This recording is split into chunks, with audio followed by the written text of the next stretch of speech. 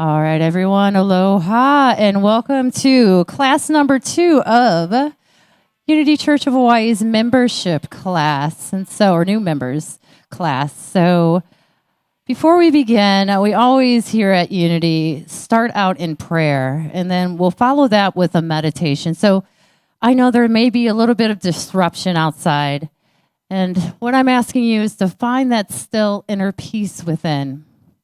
That no matter what the appearances are, the sounds, the noise that rise, that will not disturb your peace in this now time and now moment. And let us just take a breath in through the nose and just following it out the mouth, allowing the body to just relax. And as we center into this time of prayer, we just call on the Most High, who is always present in us, as us, through us, that which does the work for us, our inner strength, our rock, our shield, the foundation in which we have our movement and being in. And we just call on that presence to just anoint this class, the minds that have gathered here, those that are streaming in through live stream, knowing that wherever 2 or more are gathered in the name of the Most High, it shall be done unto them. And as we continue this journey through the unity movement, through this community as well, we know and affirm the very presence of God is here amongst us, orchestrating everything, every question, every answer, providing the most high answer with it all. We give thanks for the volunteers and for potential new members, for taking time out of your day. And it is in the likeness and nature of the Christ that abides within each one of us that we pray. And so it is, and so we let it be. Amen. And yes, the memo did not go to our next door neighbor, but that's okay. I don't know if that will. Yeah, this will be a great spiritual exercise for us. Yeah, this is about that peace that abides within us. And so this is a great time to demonstrate that unshakable, unmovable, that peace that surpasses all understanding. So let us continue on and closing the outer eye if you feel to do so. And just breathing in deep, that breath of life, that ha. Breathing in through the nose and holding it. Keep on holding. Now fully exhale that breath, allowing the body to relax, allowing the mind to be at peace, allowing the presence that abides within each one of us to be the giver of that peace. For the world does not give the peace that God can and God does. We know that in this meditative moment that we just center in to the secret place of the Most High. We close the doors of the outer realm. We focus our intention on the innermost part of our being and allowing the breath to, again, inhale through the nose and exhale fully, parting the lips, releasing it, giving it back just as freely as it was given.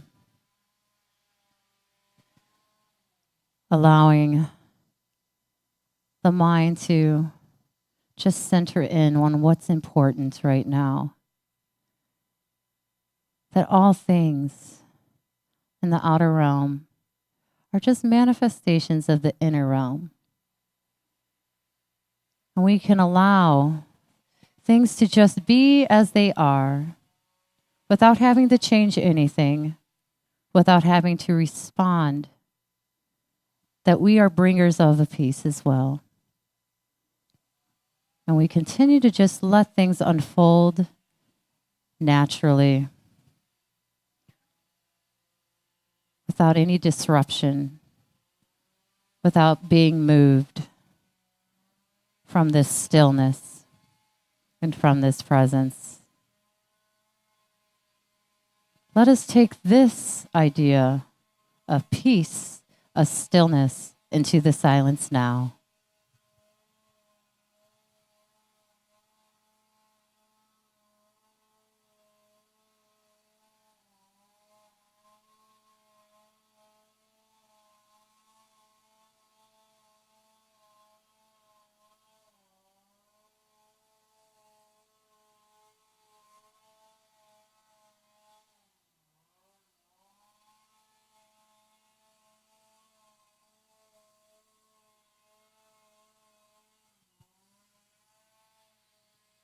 And bringing our attention back to this time, this space.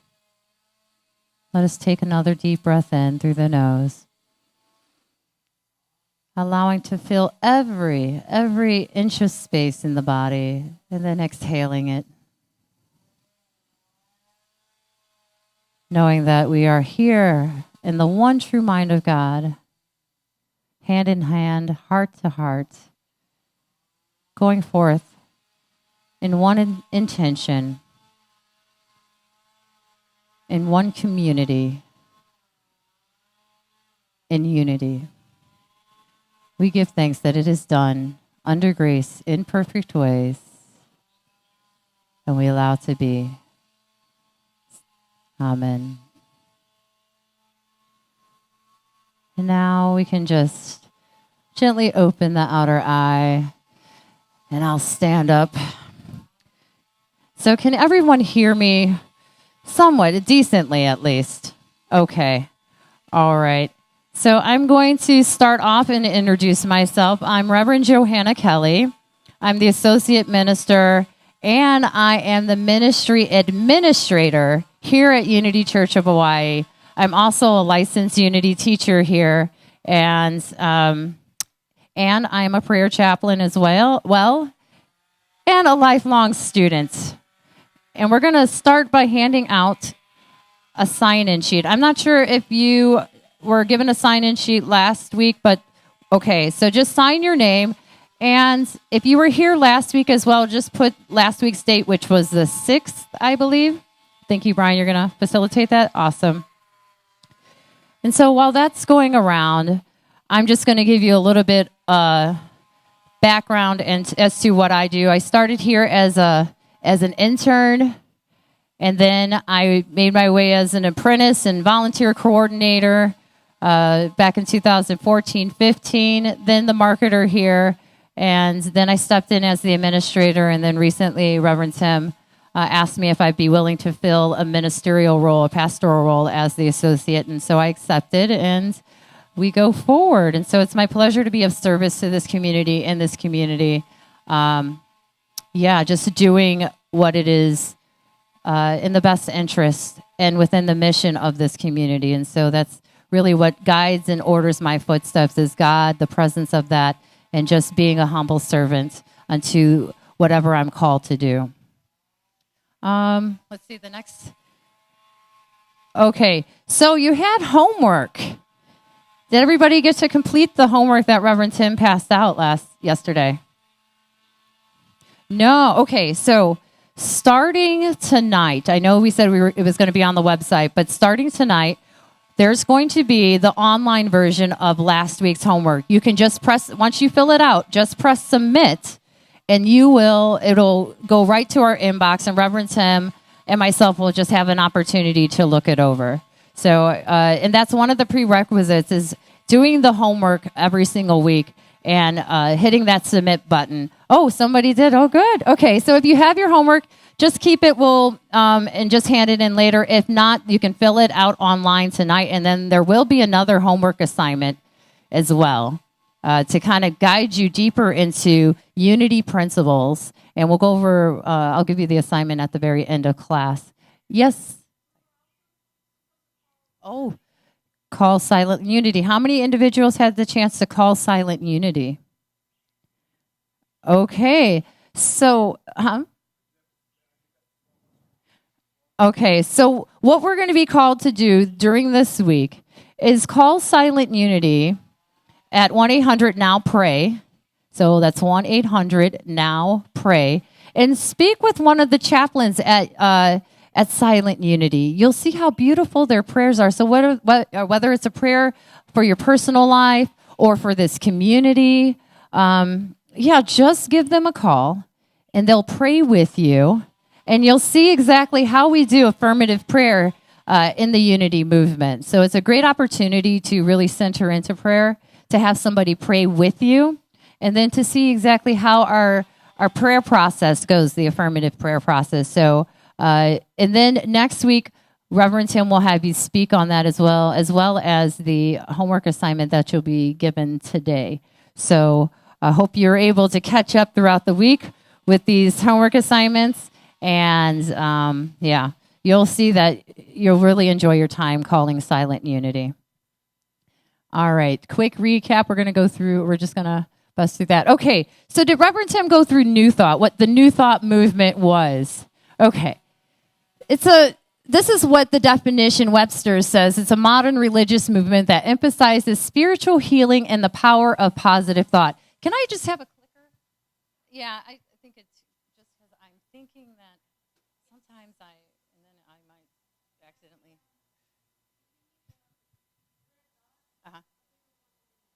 Okay. Now, there are many New Thought movements, but one thing that they do have in common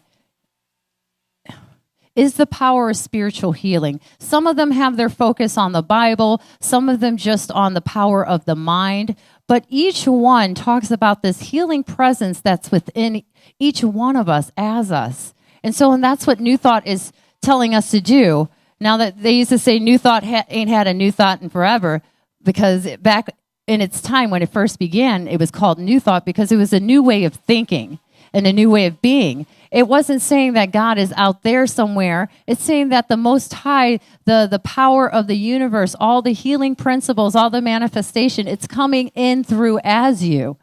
And so it's nothing outside of yourself. It's just an extension of the power that God is. And the power of positive thought or the power of negative thought. Now, thought can be negative or positive, and what we're called to do in the New Thought movement, and Unity is part of that New Thought, is to really maybe mind watch at whenever there's a negative thought that arises. You can always cancel it out and replace it with its positive equivalent. And it's a lot of work at first. I know it was for me, and at times I know when there's a bit more stress than usual, I find it rather interesting where the mind goes. But then once I kind of find that peace within me, I realize that I do make a positive difference in my inner world, which then transforms my outer world. And when I can find that peace within, I don't have to worry about what's going on out there. There's an old gospel song that says, the world didn't give it, talking about peace, and the world can't take it away. Anything that's given to you from outside yourself can be taken away, but when it originates from you, nothing external to you can take it from you. And so that's what we're called to do in this movement, is to really, really to tap into that. We call it the Christ present, the Christos, the anointed one, that presence of the Most High, that extension of God within us. That pure light, that pure essence of being within each one, in every situation, to tap into that. There's an old thing, and I have it on my desk as well, or my computer, and it says WWJD. What would Jesus do? But that's really, what is that higher consciousness call for us to do in every moment? How can I show up despite what's going on, what they said over here, or what's happening over there? How can I show up in each moment higher than that? Because the level that created the problem will not be the one that fixes it. At that consciousness, at that level, you cannot fix a problem. You have to rise above that in order to gain the solution. And that's where our higher self is. That's where we're talking about the Christos, the one that contains all knowledge, that knows all knowledge, and does all things through and as us. That's what we're called to do and to touch during these times. And this is what New Thought really emphasized. And so it covers a wide range of theological perspectives, but in the end, it really does come down to the power of the mind, the power of the spoken word. And believe me, and I'll go through my story in just a bit, this stuff does work. It may sound outrageous right now, especially if you're beginning in Unity. It may seem too good to be true, but I promise you, if you start to work these principles, you'll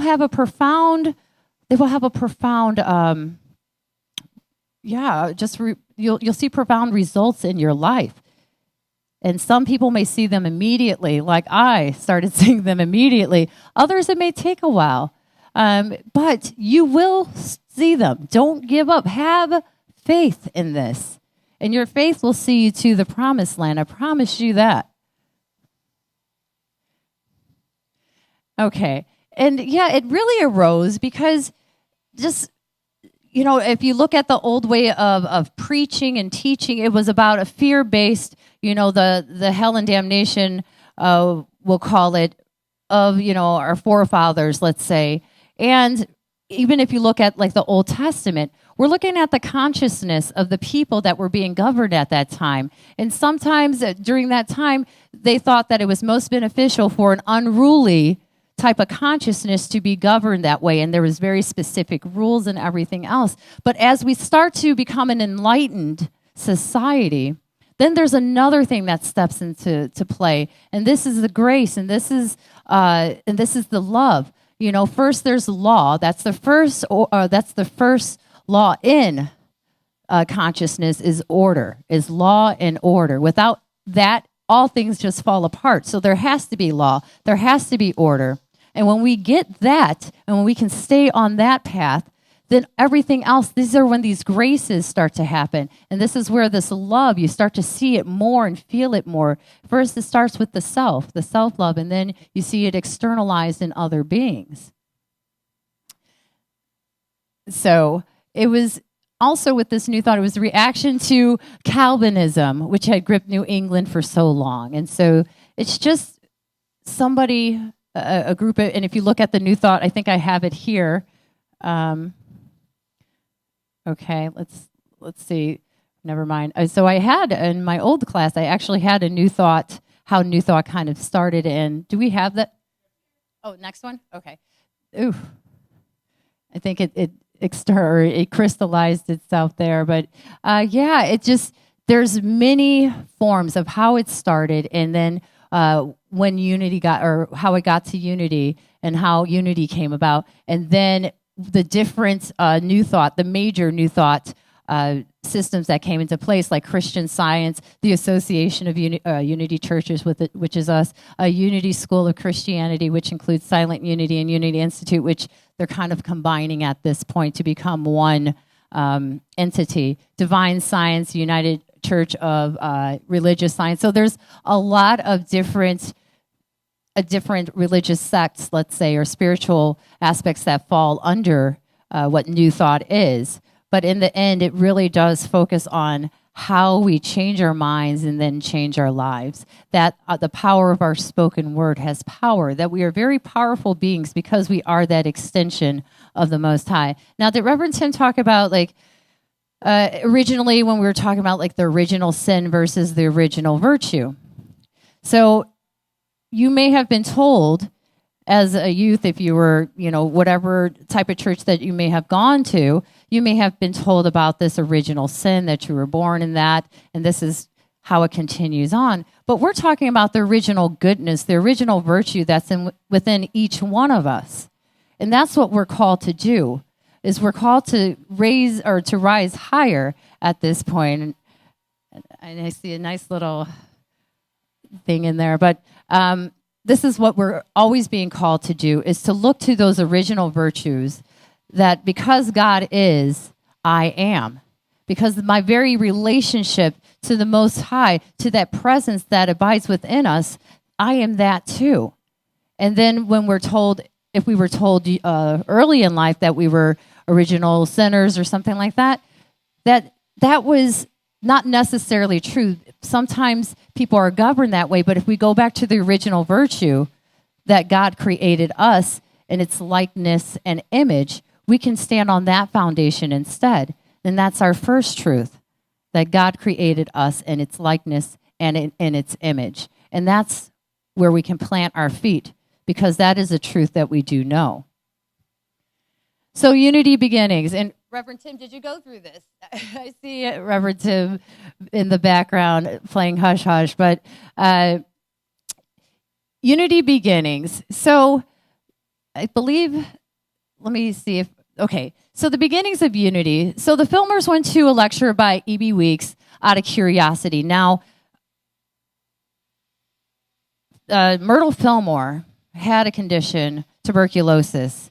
And at her time, it was incurable. It was something that if you got it, then there was probably a surely death after that. And growing up her entire life, she heard that she was going to get this as probably something that was on her path, and the probability of her getting it and dying from it were going to be high. And so automatically that was impressed upon her subconscious mind, this seed, the seed of sickness.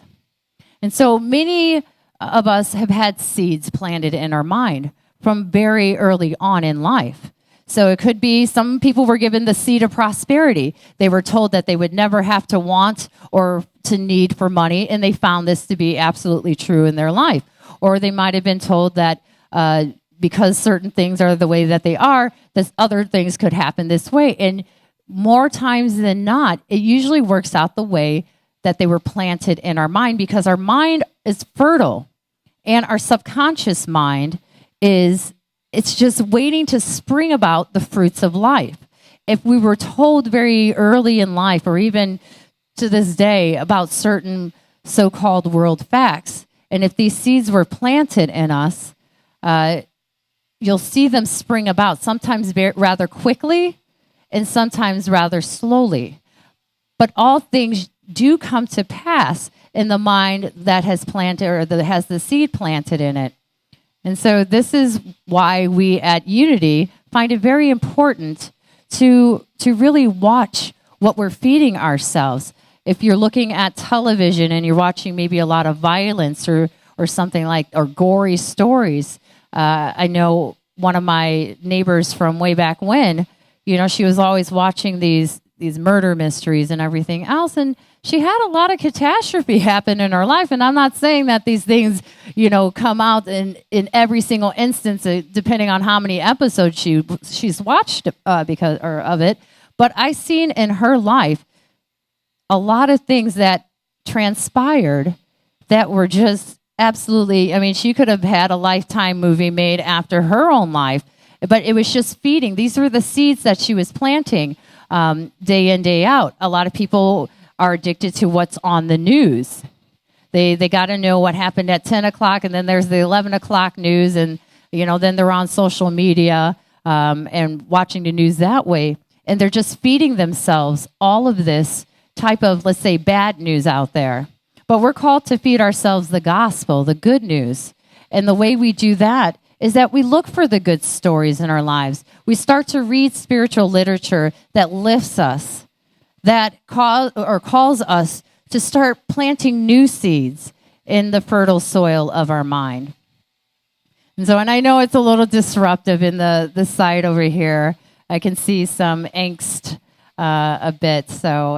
We're being called to, just to be at peace, even though that's happening. So believe me, I feel it, and, this shall not move me. So Myrtle, she's kind of the sickly lady. She goes to this lecture, and she's told that she's a child of God, and therefore she does not inherit sickness or illness. And she starts to do this meditation. Now, for years, the Fillmores, Myrtle's neighbors, had seen Myrtle. She was just one of those ladies you didn't think was going to make it. But then after she got that new seed, that new hope planted in her subconscious mind, something else began to happen. She began to meditate. She began to pray to herself. So she would sit in meditation for hours a day and give love and healing thoughts to every cell in her body. She would ask her body, every cell, for forgiveness. And she would say, forgive me if I ever held a thought that was less than the highest. And she would go through this every day. Her neighbors started to notice that she started to look well again. Now, she was given a diagnosis that wasn't favorable. And during that time, like I said, it was an incurable disease. But yet, in the course of 2 years, she transformed her life. She transformed her body. Charles, seeing this, also started using these principles.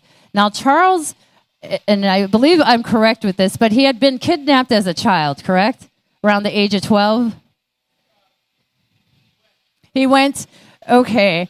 And there was some accident or something that happened. Well, it stunted the growth in one of his legs. So he was always a little bit off in one of his legs. Well, when he started doing this meditation, his leg actually started to regrow. And then, within a course of time, it was comparable. Whereas before, there was a stark difference.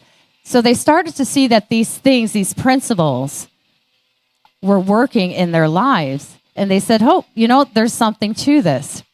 And this is really how the movement began, with Mother Myrtle Fillmore leading the charge, and then Charles Fillmore seeing that, Myrtle is doing well, and let me apply these things, to my life. And he saw that it worked as well. So I had a question for those that are either new to Unity or have been in Unity for years. I just want to know if anybody's willing to share why it is that you came to Unity.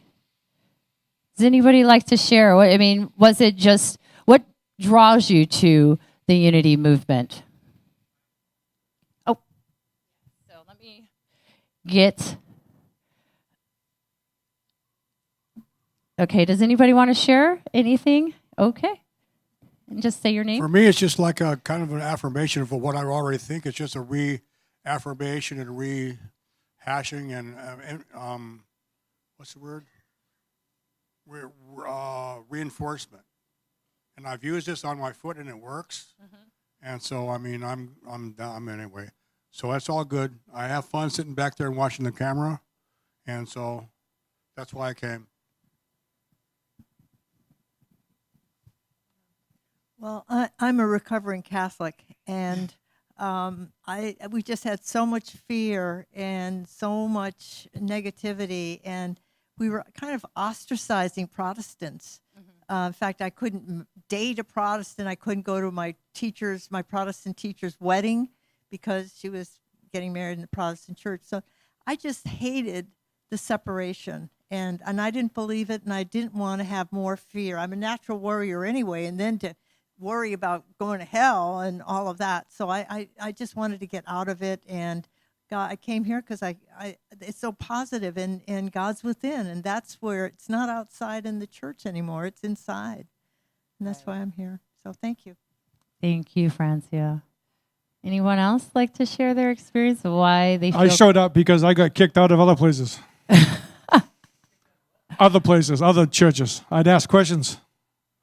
And then if I got an answer, you know what I do? Question the answer. I get kicked out of one twice. I found out the Unity likes questions, so here I am. Yeah. Oh, I have another.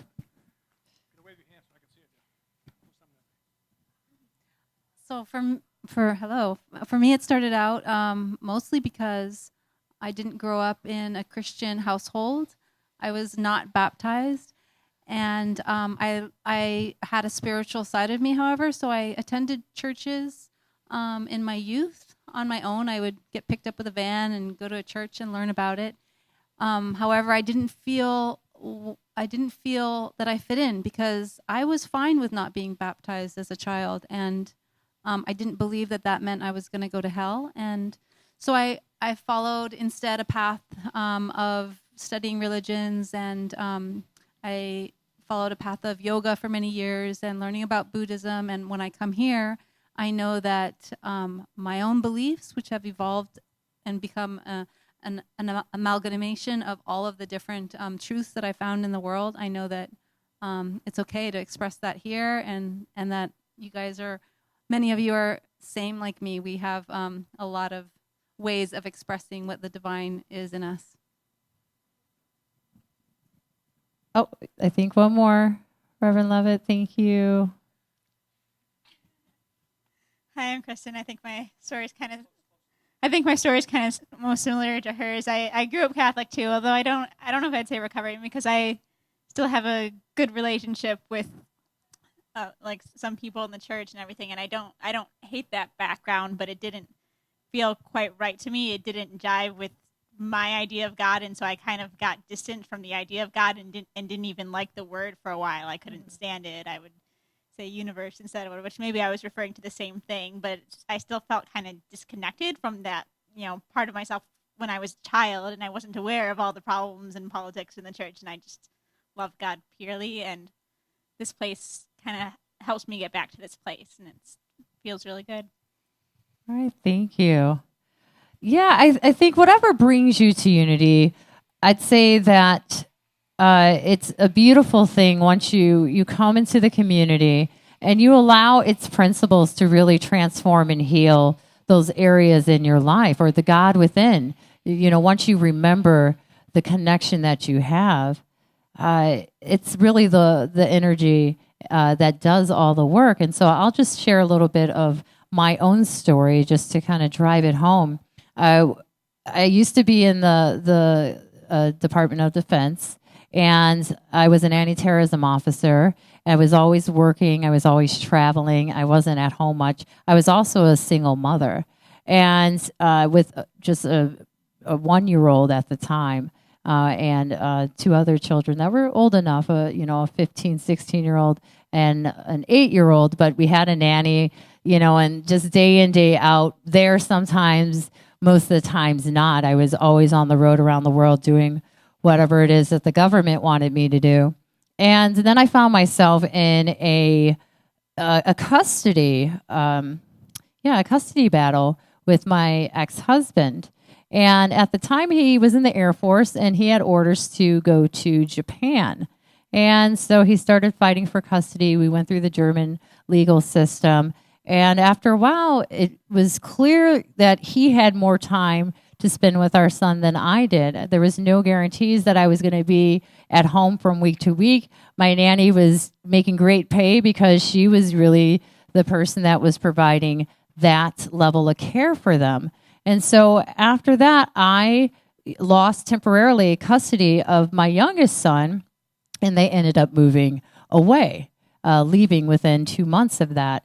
Well, I was absolutely just heartbroken. I remember I was living near Ramstein Air Base, and I saw, because there was only one flight out that day, and that was their flight, and I saw the plane taking off because I was right at the end of the flight line, my house was, and I stopped, and all of a sudden, as clear as day, as clear as I am speaking to you here, I could hear a voice. A voice was speaking to me, and it wasn't something outside of myself. It sounded like me, and I can't describe it, but it just told me to take this time to grieve, that the real work begins soon. I had no idea what that meant. I couldn't tell you at the time the wonderful adventure that I'd be on. And so I did. I took about, whatever amount of time to grieve. All of a sudden, I was introduced to some new thought authors, Florence Scovel Shinn being one of them, in her book, The Game of Life and How to Play It. I started reading that, and all of these things started to make sense to me. Something reawakened. I reawakened within me, and there was this hope. I was in such a depressed state that now there was this hope within me.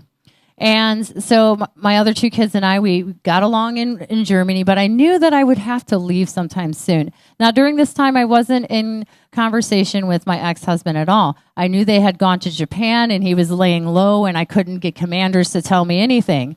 But I wasn't worried after a while. Not that I wasn't worried, but there wasn't this thing that rose in me as it did before in the beginning.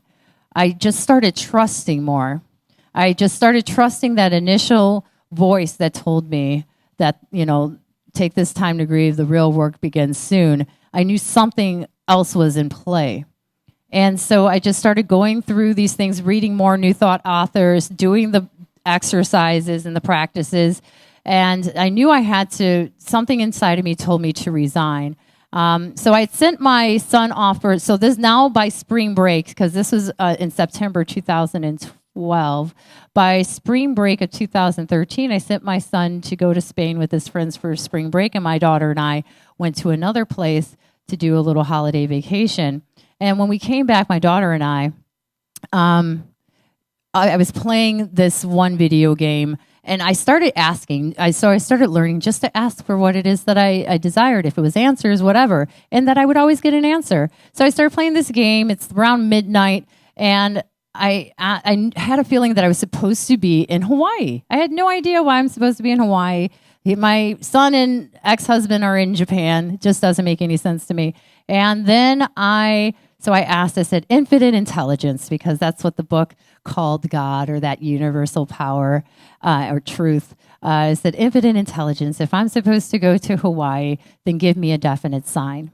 First play of this Jeopardy game, it says, this volcano is located on this Hawaiian island. I got so scared, and I'd be a little embarrassed to say this, but my daughter was upstairs. I just ran out of the house, oh no, something is actually answering me. So it was like my real first confirmation answer. So I knew I was supposed to be in Hawaii, but I didn't know when I was supposed to go.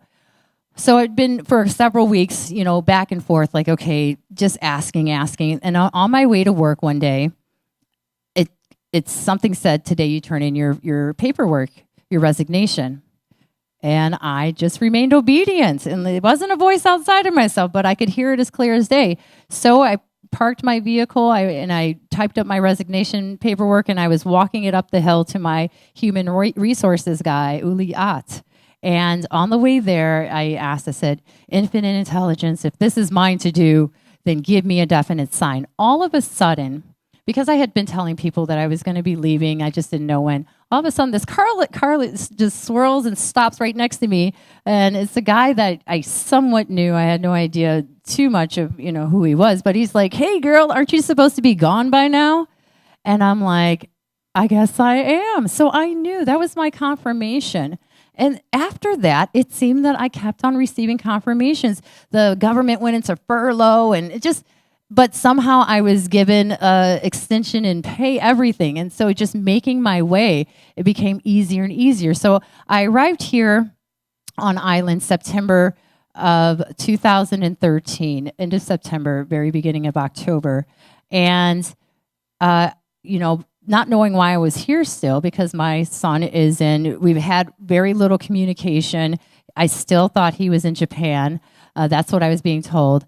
And I met up with a friend that I used to be stationed in Turkey with, and he says, what's your ex's last name? So I gave him the last name. He's like, he's here on this island. I said, really? He's like, your son's here too. And within a matter of weeks, and during this time, by the way, I'd found Unity Church of Hawaii. I started doing all the Wednesday prayer meditation service is what I started off with. I started taking C classes full time. And I just started applying everything. I started doing a lot of forgiveness work, because it's one thing to read about it. It's one thing to talk about it, but then you have to be about it. You have to start doing the work, which is the 5th unity principle. And I started doing the work. I started forgiving myself. I started forgiving my ex, or the judge, everything, any type of angst that came up within me. I learned to release it all. And within a matter of weeks, we had reunited again, and we're great friends now.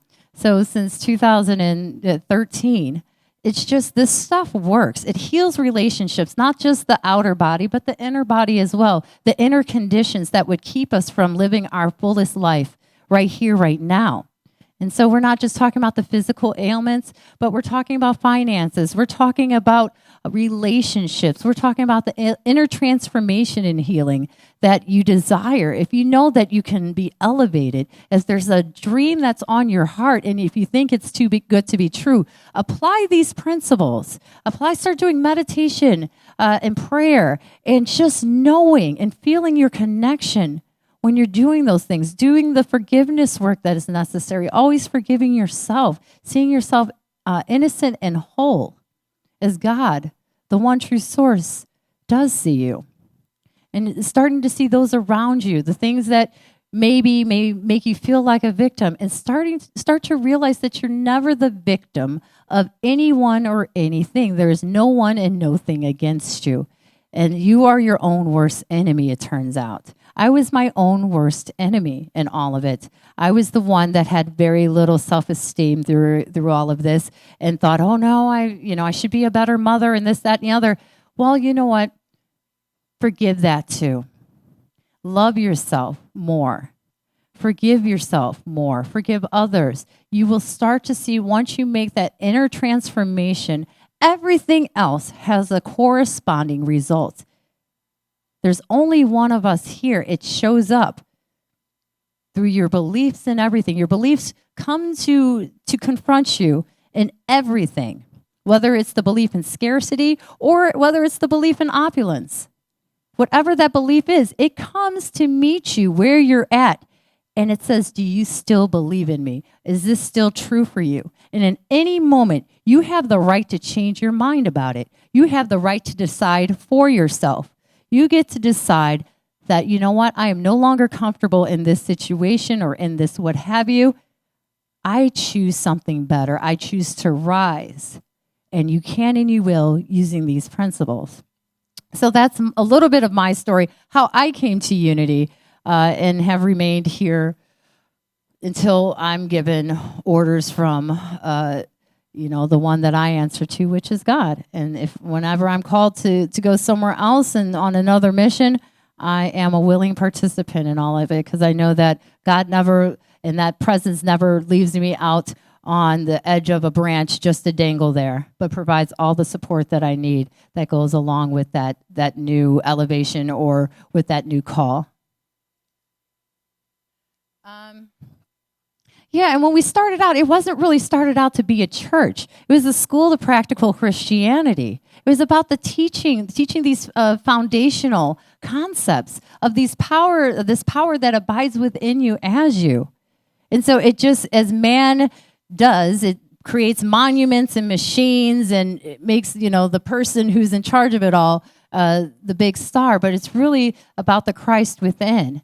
And so when it first began, this unity movement, it wasn't about creating churches all around the world. This is subsequently has happened, but really it's about being spiritual centers, teaching centers, practical centers where we put into practice everything that we know to be true within ourselves. And Johanna will have maybe a different truth than, let's say, Reverend Levitt or Brian, but we know that when we center those things, these truths in love, because we are these outward expressions, that they only come to bless us and not to curse us, not to do us any harm, that these inner callings, whatever our truth is, that when it's founded and grounded in love, forgiveness, that wonderful things start to manifest, start to unfold in our lives and in the lives of others that are that we are connected to.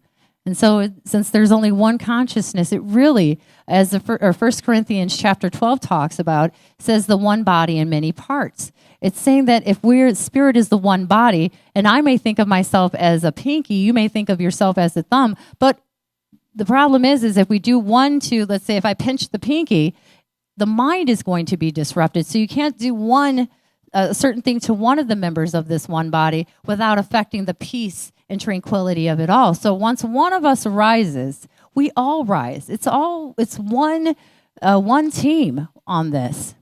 We are all connected. And once I see your beautiful unfoldment, that it's for me as well. It's for all of us. And that's why it's important as we go forward in this unity community to lift one another, to support one another. And the things that are of the former, we allow them to gently just pass away or to fall away as we step into a higher calling, not only within our own lives, but in this community as well. Okay. All right. So Reverend Tim actually wanted to go through some of these beginnings with you next week, but there was in a few months, they had corresponding students after this in 1906. Or 1909, excuse me. It just started to go everywhere. It's just when truth moves, it has its movements. We have churches in Nigeria now, in Puerto Rico, in the Philippines, just all around the world. We have these associated unity churches that make up, all these members that help to create the whole or that support the whole. All right, we're going to go through some of this. Okay, we're talking about Charles Fillmore. Now, Reverend Tim said that he wanted to kind of go over this stuff with you guys next week and just really concentrate on the experience of unity and why it's, if you feel called to be a member here and why that's important to this community. Many of you heard of Reverend Tim's resignation today and are asking, well, why do I want to be part of this community if, the senior minister is leaving? And what we're all being called to do is that this is where we live. This is where we come to worship, to cry, to celebrate, and to really band together as one in truth.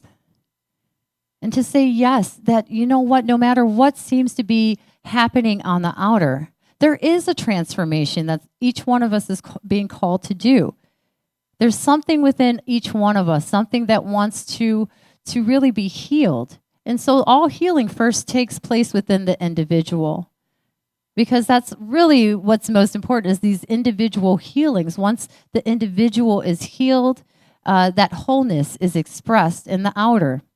And so if there's things, let's say at work, if you see something that just is disheartening to you, we're first called to look within our very own being and see, well, what is it? They say if you see it, you got it. What within myself is even able to see this within another? We're called to really kind of do an inventory of our own feelings and maybe own judgments or our maybe past unhealed thoughts or deeds or what have you.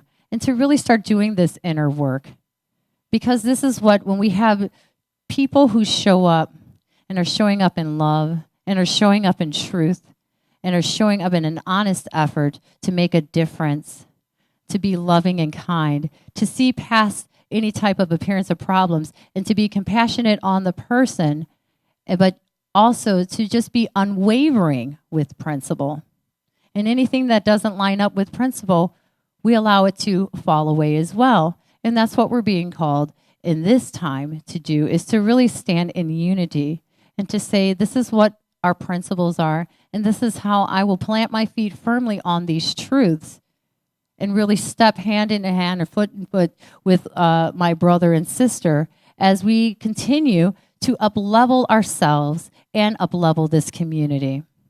And this is a bright, radiant light within the South Pacific. This is a beautiful church. It has beautiful principles. And when we apply them, that's the practical part of unity. When we apply these principles, wonderful things start to manifest, not only in our own world, but you'll start to see it throughout the campus. You are here by no mistake.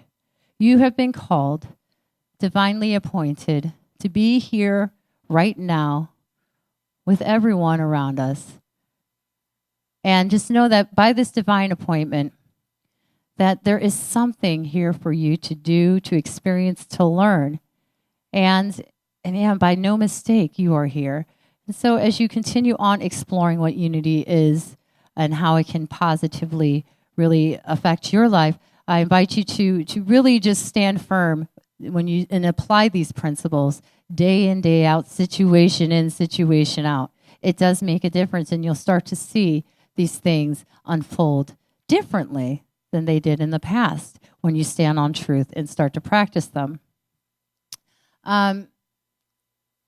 Okay, so Charles Fillmore, I know Charles gets we hear a lot about Charles because he actually wrote most of the books that you read as a spiritual education and enrichment student.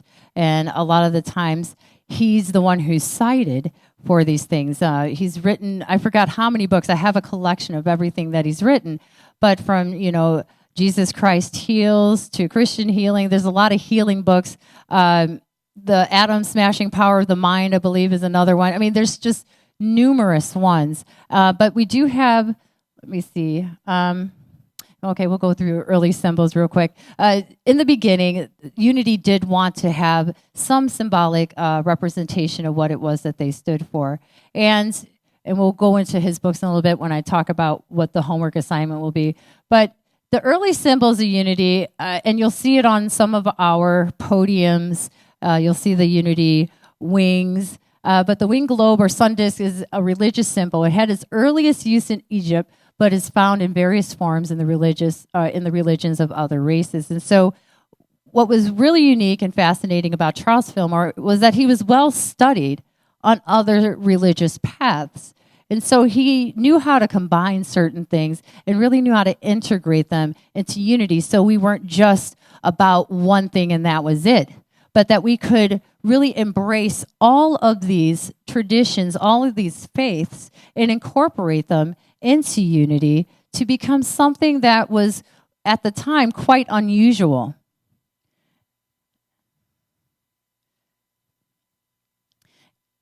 And what one thing notable about Myrtle Fillmore is that where she started We Wisdom. And so has anybody ever seen We Wisdom? I have a couple of magazines of We Wisdom. Reverend Levitt has, yeah. But I think they stopped producing We Wisdom in 1978. Yeah, 1978. But it was a children's New Thought magazine. And a lot of people that I've talked to over the years, they actually remember reading these things. And at the time, they didn't know it was about unity and had the principles, but it would give children a foundation of how to put these principles into play in their own world as well. And I look forward to somebody at Unity Village really bringing about maybe having this come back up again. You can rebrand it or whatever, but really incorporating that into Sunday school or youth ministry. But this was one of the gems that Myrtle Fillmore was able to kind of bring about, and it continued on decades after her transition. And there are a lot of Unity members that still remember reading it as a child, whether they were involved in the Catholic school experience or went to some type of a Protestant church.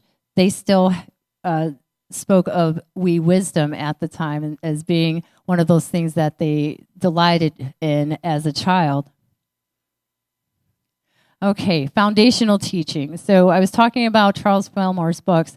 Well, one of our foundational teachings actually comes from a woman called Emily Cady, or H. Emily Cady. And so the Fillmores wanted just a course of study during the time to guide and direct all, people who were coming up in the Unity movement or following, the Unity movement. And so Emily Cady was asked, and she said that, she would do that. She undertook writing a book with a bunch of lessons within it. And so that's actually going to be part of your homework, because I posted the book, the digital copy, online for you to read. And I'll tell you what your homework will be after that. But she at the beginning, she kind of doubted if she would be able to do this work, because it was, at the time, if somebody's telling you that they really believe in what it is that you stand for, that you are pretty much in alignment with their principle, and then they ask you to write a book, a foundational book, and it might be somewhat of a weary task or a monumental task to partake in, but she did. And now students, and just around the world, Unity students, some of them can recite this book, know it, like the back of their hands, because it is a really educational book, and it is a foundational book here at Unity. And that's why we're going to have that be part of tonight's homework, because it is something, it's a gem. And once you read it, you'll understand Unity a bit more. Okay. And one thing about the Fillmores is that sometimes doctrine tells you, believe it because it's written. But the Fillmores were adamant about apply it. these things work if you work them, but please test them for yourselves. If you cannot test it and prove it, then it's useless to you. But they knew within them, I know within me, I've been able to test these things and prove them in my own life. And it is provable, it is demonstratable. And so this is what we're being called, just to not just read about them, not just talk about them or listen on Sunday to the minister speak about them, but to really dive deep in them. Because once you get the practical foundation and once you realize that these are some truths that you can apply in your everyday life, then your life just transforms. And I know this to be true for me, so I'll only speak for myself, but others in the movement have found, whether they're licensed Unity teachers or just congregants that just really are sharp on their Unity principles, they've come to find that really once you start working these things, at first it might be a little bit to kind of change the mind and set the course someplace else. But once you start doing that, then you'll start to see the fruits of that as well. And so, and that's a really good position, I would say, to have, is if somebody tells you, just don't believe me because I'm saying this to you. Try it out for yourself. And when you can do that, and when and when you can prove it as well and know that it works, then it's when you can see the value added, the benefit. And once you can see the benefit, you're more inclined to utilize these principles and put them into practice every single day. All right. So unity and prosperity.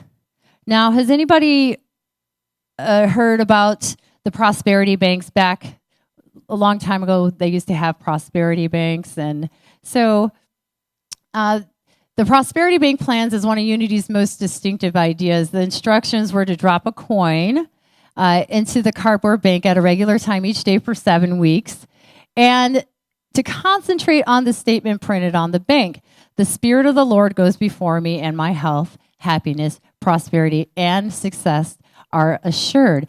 And they received such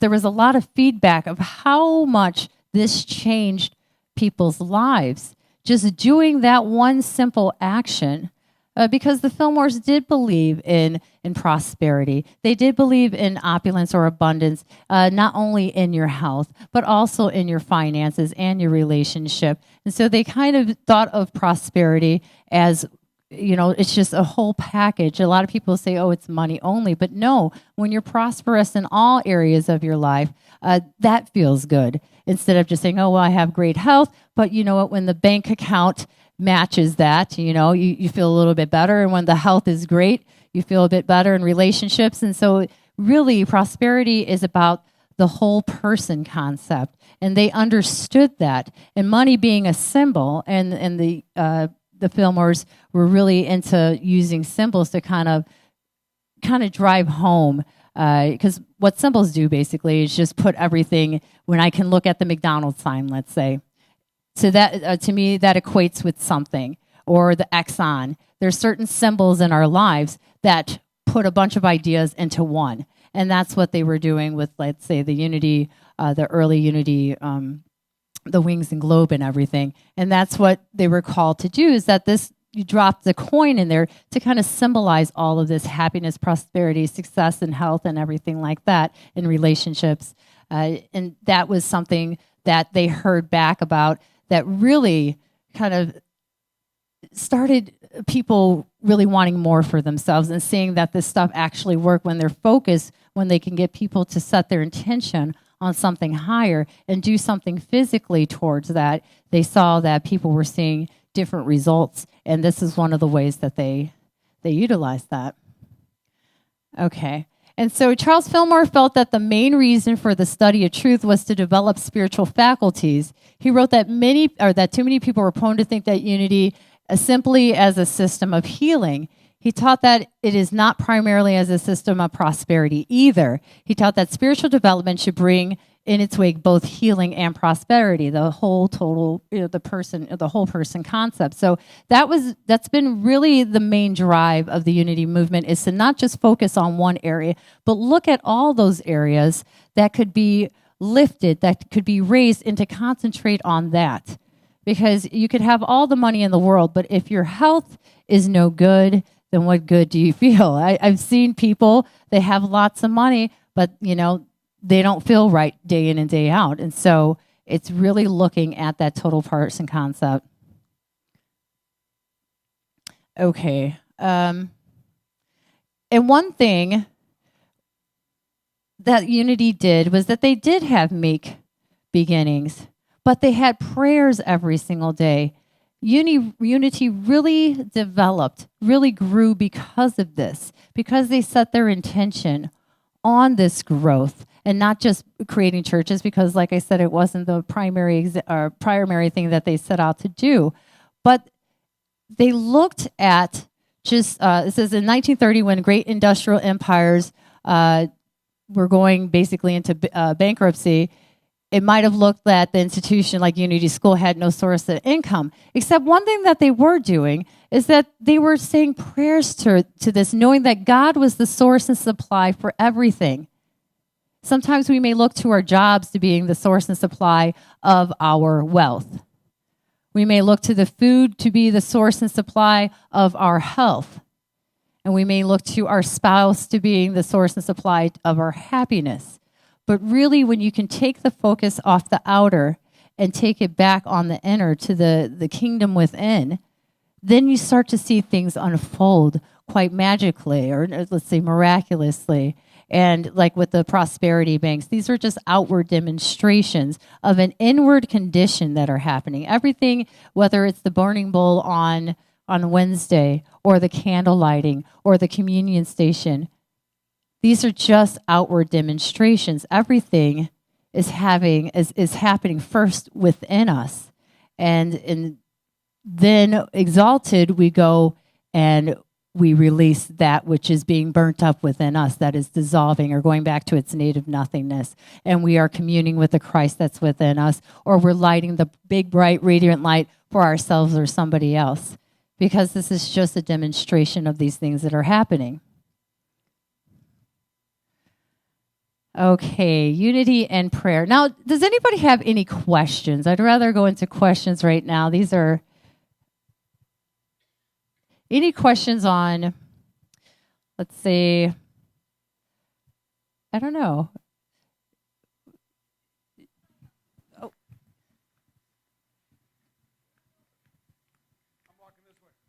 All right, we're going to get Diana and then we'll...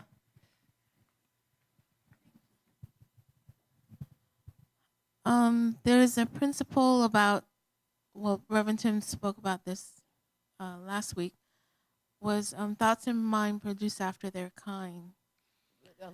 Thoughts in mind produce after their kind. Right. And so I know that sometimes my thoughts aren't always so great. And I struggle. Levitt knows this. We talk about this all the time, is can't think of any examples off the top of my head. Can you? He lets them all go. He lets them all go. Okay.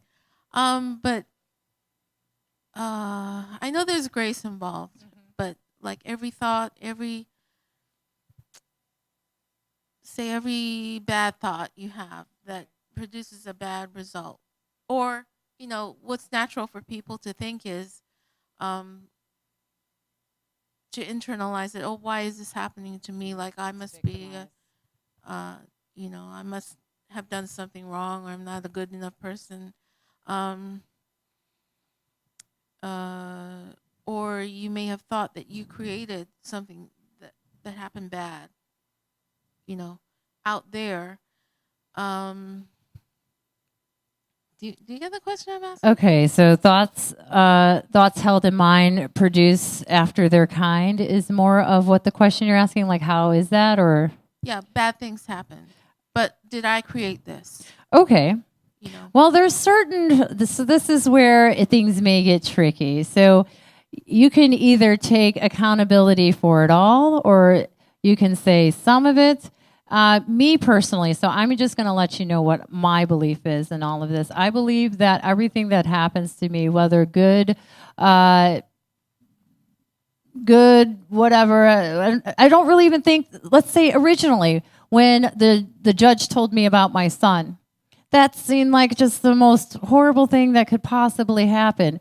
But little did I know that that was going to be turned into my blessing. That too could be used to heal, to transform not only my life, but in the lives of those around me. Like my ex-mother-in-law, we're great friends now. I mean, whereas before, when I left Germany, we didn't speak. We were just very, there was a lot of friction between us. And, we're on the phone with one another at least once or twice a week. We write back to, the thing is that all of it, call it all good. Call it all good. And we don't know the extent as to how Spirit is working within us, within each one of us. Just be a willing servant unto that. If something externalizes and it doesn't look like it's for your good, just realize that it can be. And with the power of your mind, you can ask for your blessing instead. Your blessing will come about. I know Just John or Jubilee John here, he's always saying, rated PG. Everything's rated PG, which is praise God. Because we just use the power of our spoken word to put the blessing, to instill the blessing there. And so I don't know. I don't remember every single thought that I had growing up. I don't know parents or whatever, the seeds that were planted in my subconscious mind, the things that I entertained. There was a lot of things that I entertained growing up that I just kept on playing these stories. I was pretty much, growing up, now that I think about it, I used to have to do laundry for 6 people. And I was like Cinderella. No, in my head, I thought I was Cinderella. And so I would have these elaborate stories running through my head every Sunday. It was a Cinderella day for me because I would have to do 6 people's laundry. My brothers were out playing, my sister studying something, and then there's Johanna just, doing her thing. And I would just, I'll show them when I grow up and I'll never do laundry again. And it was this thing that I was doing as a child. And I see many opportunities now that because of these certain things that I entertained do come up where I may go back to that where something could appear or manifest in my world that I feel like, woe is Johanna. But then I realized that if I count it all as a blessing, that it can be, and it will be used in that way. It will be used for the highest good of not only for me, but those that are all connected to whatever that situation is. I had a family that grew up quite opulent, let's say. And then after, I guess, when I was born shortly, a couple of years later, in the mid-'80s, I guess there was some type of recession or what have you. And then there was this scarcity thought that kept on going around that a lot of the family members grabbed a hold of. Not everybody did. A couple of my uncles, they refused to entertain that. They wouldn't hang out with such talk. And they are prosperous to this day. And there's others that began to go down the road of entertaining, like just watching the news and watching what the stock market is doing and this, that, and the other. And then there's others that didn't entertain that. And you can see the differences.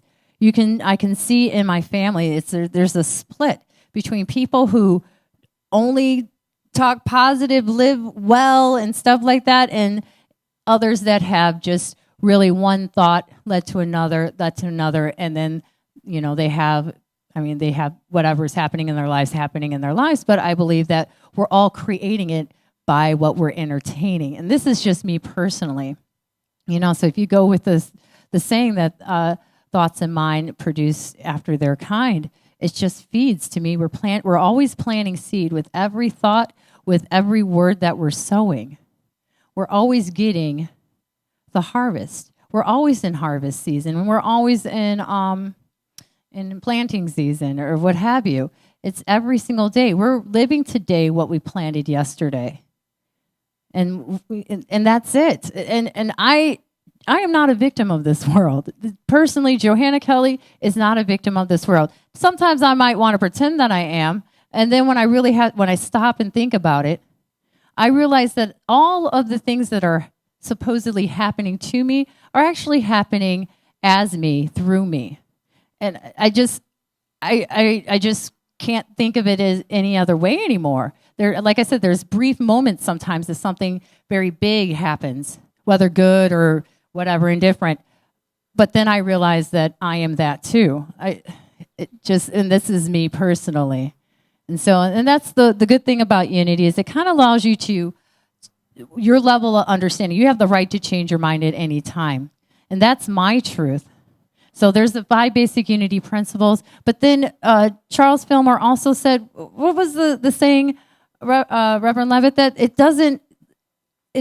not that it stops with them, that we are all called to unfold truth. However we see it. And just because it's written in this book or that book, that consciousness is still unfolding unto itself. And so these truths are always being raised into, the highest ideal. And so they, like with science, things, we start to discover different truths about science. Well, in 1960s, what was true, now they're discovering, there's an expanded view. And so I like to think of truth as, if I take my finger and just make a fist like this, and let's say the screen right there is truth, and I have a certain awareness, and as I start to release and start to do more of these spiritual practices, start to do the meditation, more is revealed to where now it opens itself up. And while I was always looking at truth, now I'm starting to get the full expanded view of it. And that's how I like to think of my own spiritual unfoldment, was sometimes at one time I was looking through a straw, and now something quite big, it was a PVC pipe or something. So, and I'm not saying that this is the end all be all. Tomorrow, I pray that I have a better understanding, more of an unfoldment. I am never done. And that's the good thing. And that's the good news. Huh? Oh, go ahead. Yeah, I would like you to say that you had never a point. Done. We're infinite beings. We are infinite energy, and we're never done. We just recycle until we don't have to come back anymore onto this plane.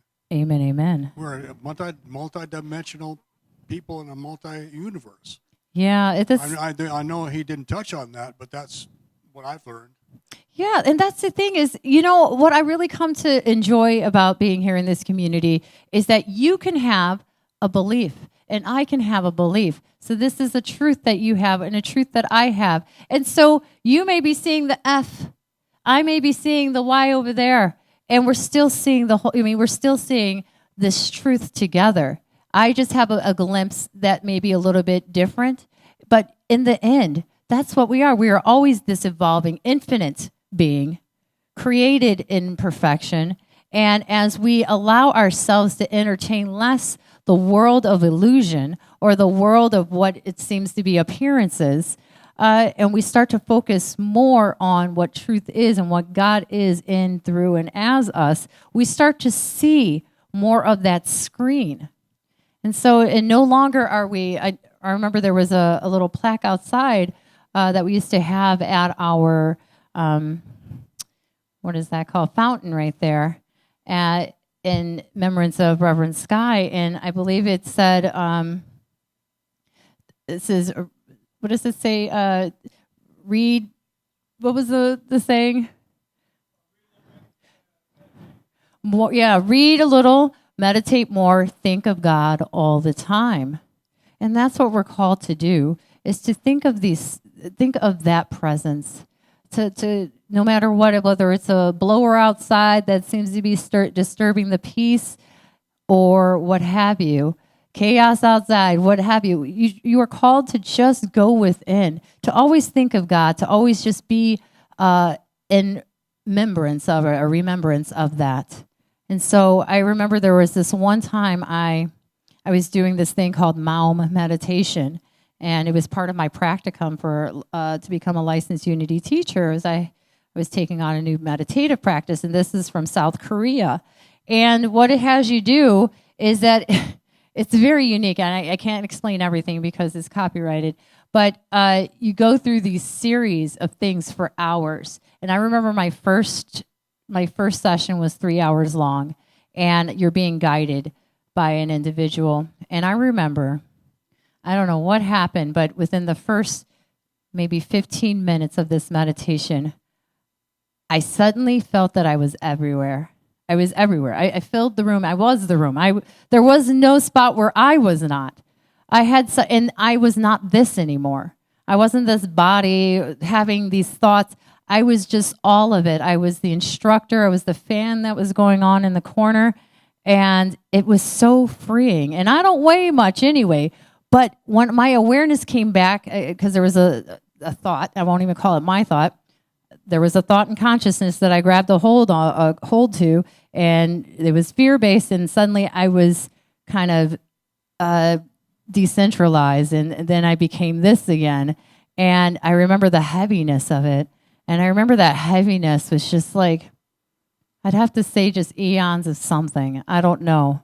But there was, for, a couple of moments in time, I had this expanded awareness that I had never had in my entire life. And I often go back to that thought and that experience, knowing that it's possible. I felt like that was my true state, when there was no concern, when I was all of it. It was just all happening. It didn't even need a reason to happen, or even my opinion on what was happening. My opinion actually was the one that brought it back and made me now a focal point.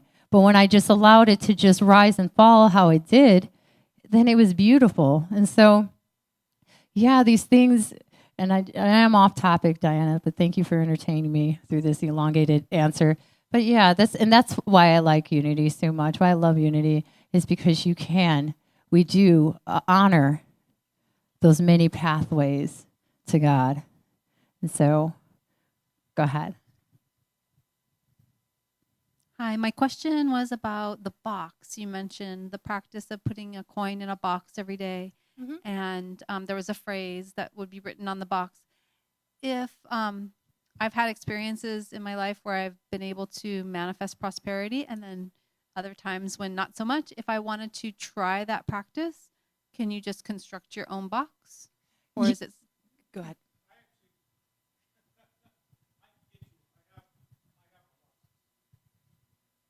I actually have the box that she's talking about, the Prosperity Bank, and it has that on the side. So I can see if I can't locate them, and I shouldn't say I do have them. I just don't know where they are.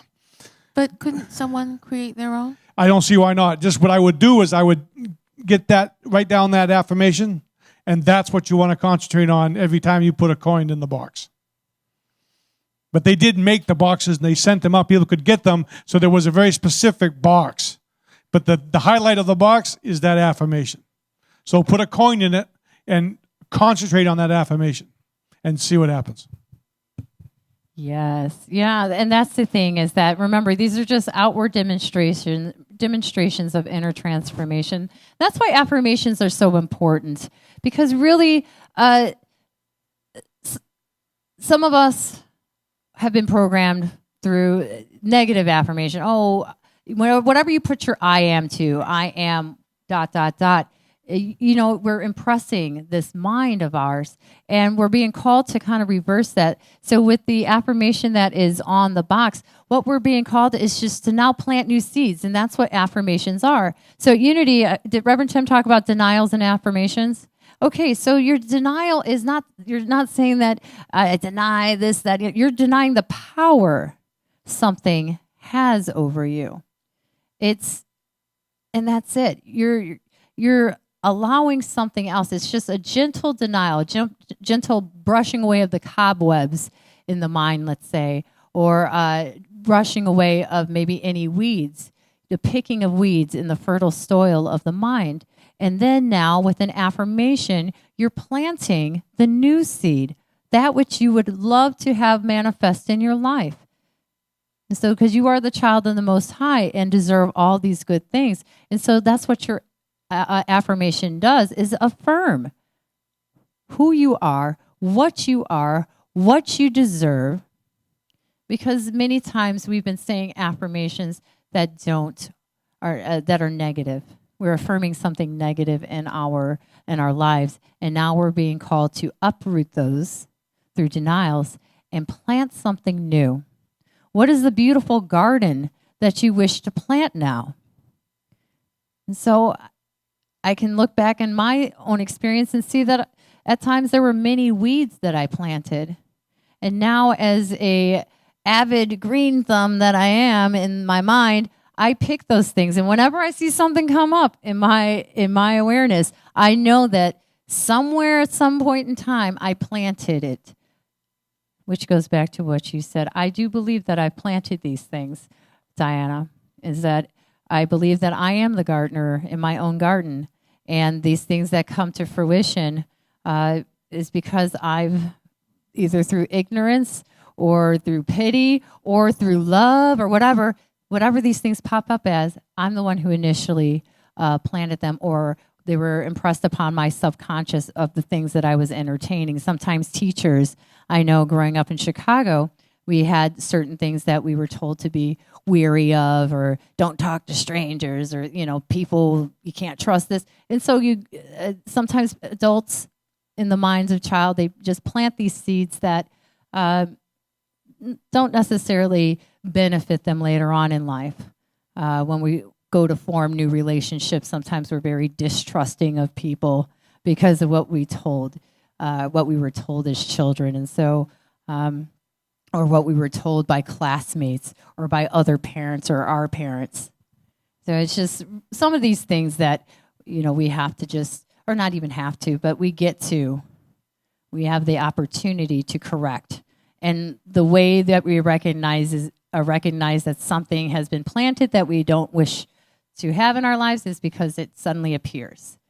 And that's really, or you can do in meditation, do some uncovering of maybe some beliefs that you're still holding on to that are really weighing you down, that you are now ready and willing to release and plant something else, something more beautiful, something more loving in its place.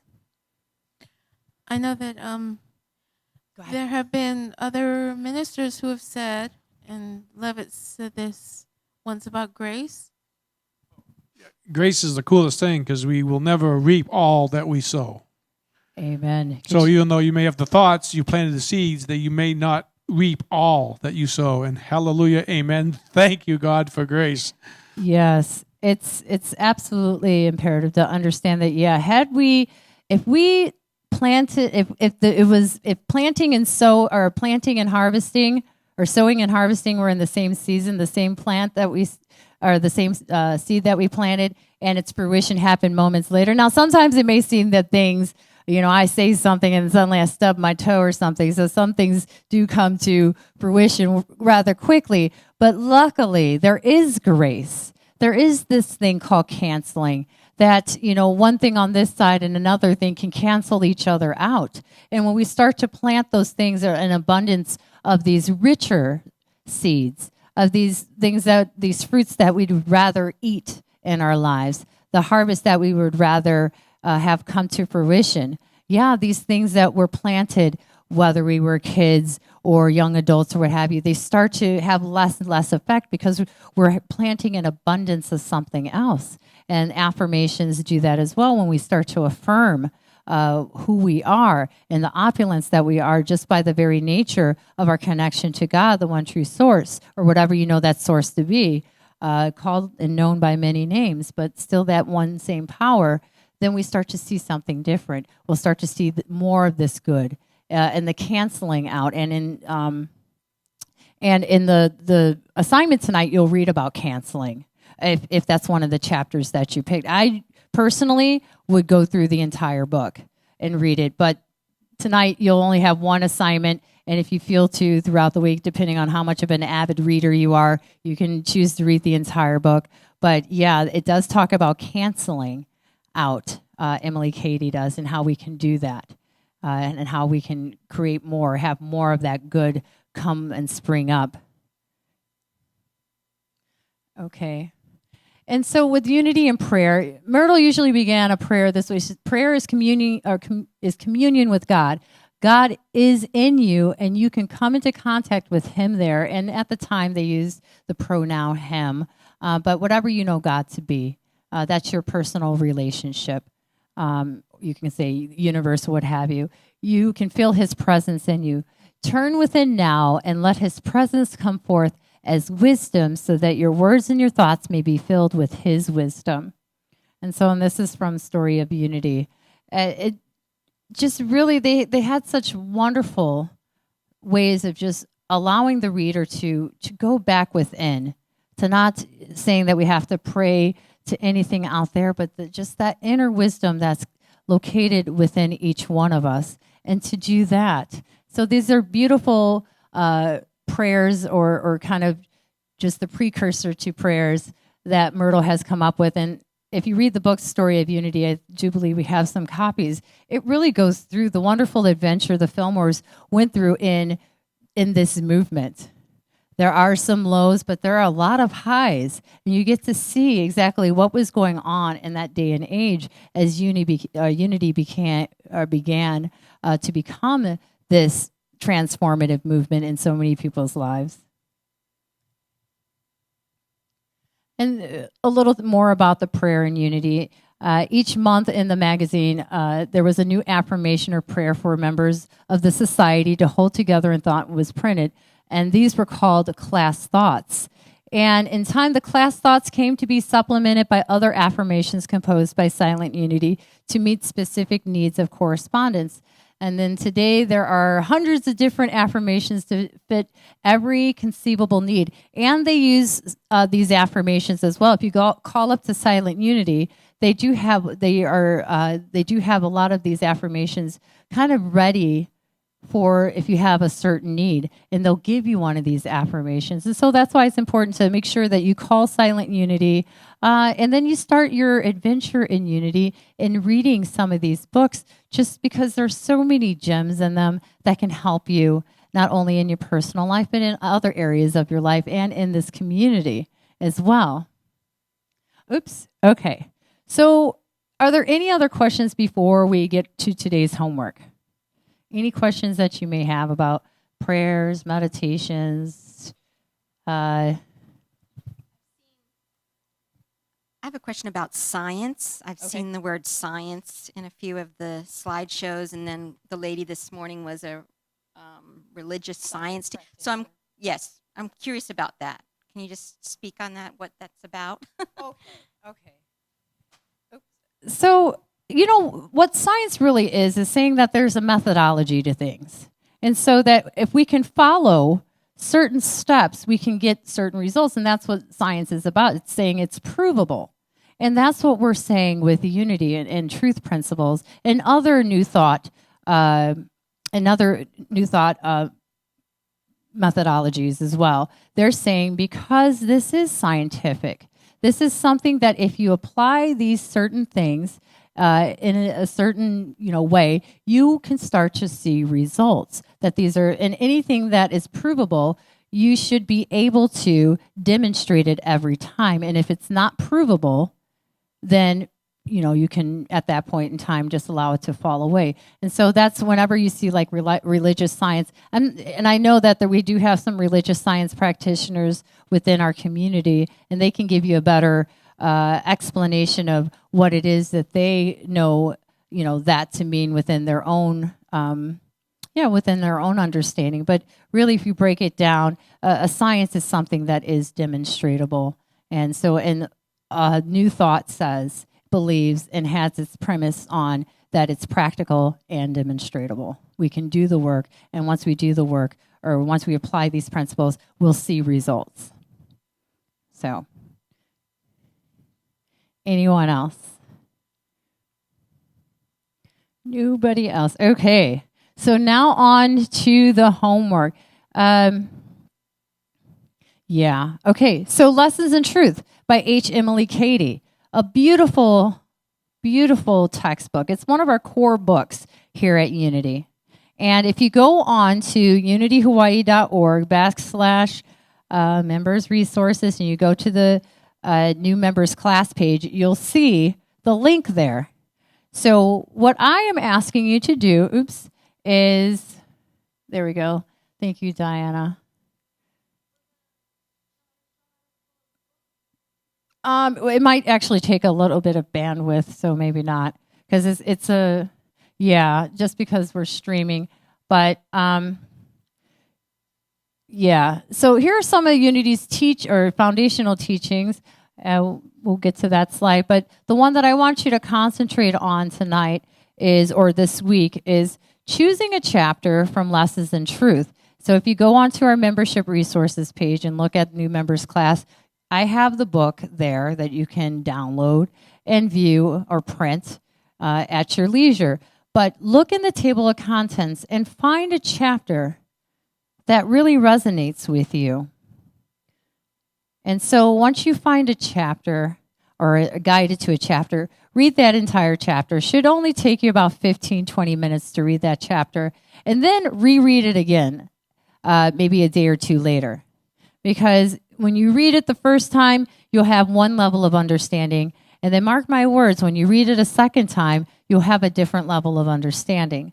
And so read a chapter, whichever one that you feel called to do, and then be prepared to speak on it on next Sunday. But I want you to write kind of a synopsis of how you could apply this to your own life. So I don't want you to write what the chapter was talking about. I want to write, because we're all about practicality, about applying it in our lives, and how you could apply whatever is that chapter that you landed on into your own life. So about a paragraph or two. And you can either submit it online, and I'll have that up by tonight, or you can write it out and have it for class on next Sunday. But yeah, we're really called to be truth students here. And part of being students is to do some work. And that's the practicality side, or the practical side to this. And it works if you work it. So only one chapter, whichever one that you're led to.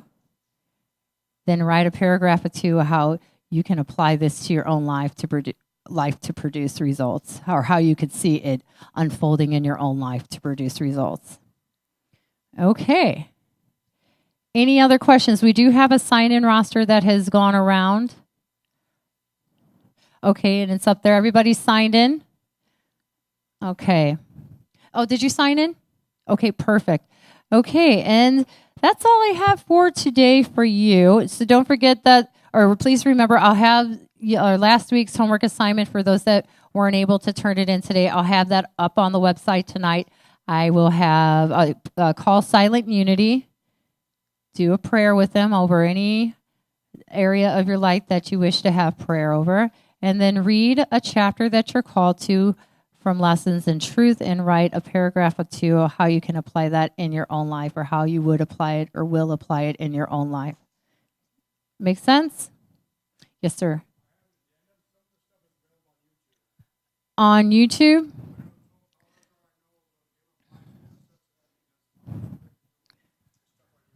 And one of the best things you can go to is at truthunity.net. Yes. That's the licensed Unity teacher, Mike Hicks. It's got everything on it. Yeah, truthunity.net. Oh yeah, as a student, that's where we got everything from, was truthunity.net. It has, anything. There's stuff from the Fillmores from the early 1900s. There's some also audio from early teachers. It's just thousands upon thousands of different sermons and lectures from Unity authors and ministers available on truthunity.net. And really, anytime that you ever want to learn more or dive into more, or what the Fillmores were actually talking about, you can go there and get some of their old sermons, or the sermons, earlier sermons, and it's really some rich stuff in there. So just because it may be 70, 80, whatever years old, it is worth it. It has beautiful in the way it was written and everything else. Some people might find it a little bit difficult to understand right away. I'm a Fillmorean by heart. I I love the way that they spoke and wrote back when they did, and I understood it right away just because I don't know, I kind of find myself to be, maybe I had a previous life in that era, I don't know, but it just makes a lot of sense to me. So truthunity.net, definitely. And then going on to our own New Thought Library or membership resources, the Lessons in Truth by H. Emily Cady is there. So pick any chapter, read it, then reread it, and then write about it. So let us close out with a closing prayer. Reverend Levitt, would you like to lead us? All right, I love that. We're going to go old school. You guys know the prayer for protection? Can never miss. Okay, so let's take a deep breath. Let's connect with God, and we will know together that the light of God surrounds us, the love of God enfolds us, the power of God protects us, and the presence of God watches over us. Wherever we are, God is, and all is well. Go forth and be the